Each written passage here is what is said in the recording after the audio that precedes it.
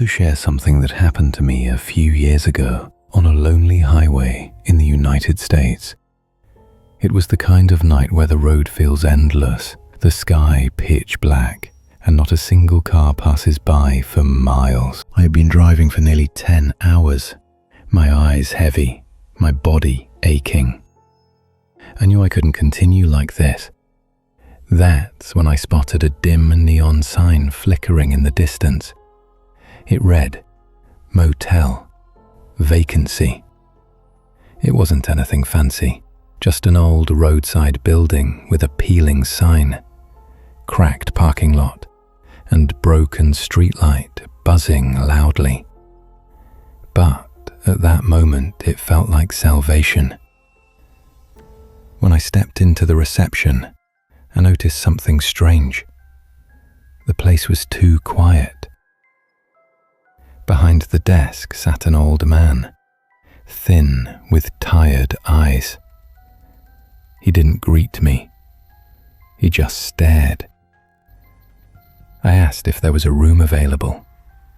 He paused, almost as if he was debating something in his head. Then, after an uncomfortable silence, he slid a key across the counter.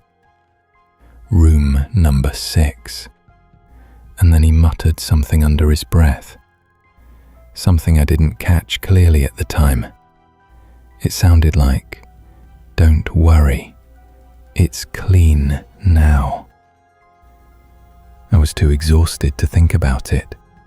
I just wanted a bed. The hallway smelled of damp carpet and old wood. As I unlocked room 6 and stepped inside, an uneasy feeling washed over me instantly. The air was heavy, stale, almost suffocating. The curtains were half torn, swaying slightly, though the window was shut. The TV sat in the corner, but its remote was missing. The mirror above the dresser had faint handprints, like someone had pressed their fingers against it, hard. And the bed looked like someone had just gotten out of it. Wrinkled sheets, sunken pillows, and an odd indentation, as if a body still lay there. I told myself it was just a cheap motel, nothing unusual. I placed my bag on the chair, turned off the light, and collapsed on the bed. Sleep came quickly, but it didn't last. At around 2 a.m. I woke up with a start. My heart was racing, though I had no idea why. The room was pitch dark except for a thin strip of moonlight slipping through the curtains. That's when I heard it. A faint, steady sound, like breathing. Deep, slow breathing, coming from underneath the bed. I froze. My mind screamed at me to run, but my body was paralyzed with fear. Minutes passed. My ears strained in the silence. The breathing grew louder, closer, as if whoever or whatever was under that bed knew I was awake. Finally, with trembling hands, I reached for my phone. Its weak glow lit the edge of the bed. I took a deep breath and leaned over to look underneath. There was nothing. Just dust, shadows, and empty space. But the breathing, it hadn't stopped. It was still there, louder, clearer.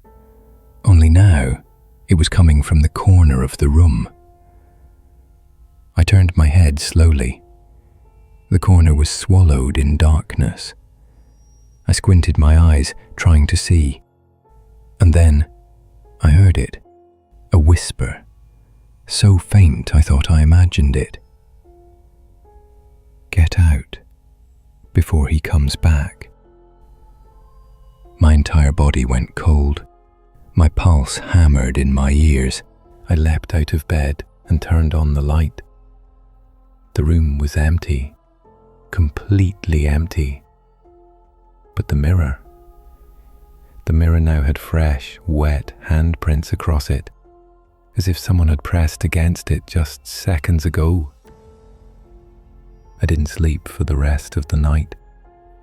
I sat in the chair, lights on, eyes glued to the door. Every creak of the wood, every flicker of the light bulb made my heart race.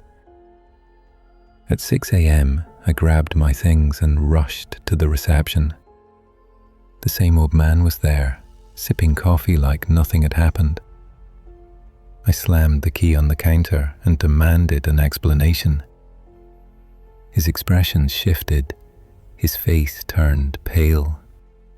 He leaned forward, lowered his voice and said, "Room 6 is supposed to be locked.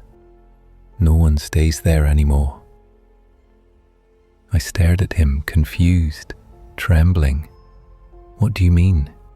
You gave me the key last night." The old man shook his head. "Son, last week, a man died in that room. No one knows how. Since then, the room, it isn't right.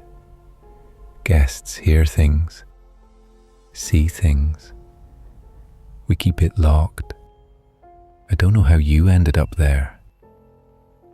He reached over, took the key, and whispered one last time, "You shouldn't have been in there." I left that motel and never looked back. But I swear to this day, that room wasn't empty.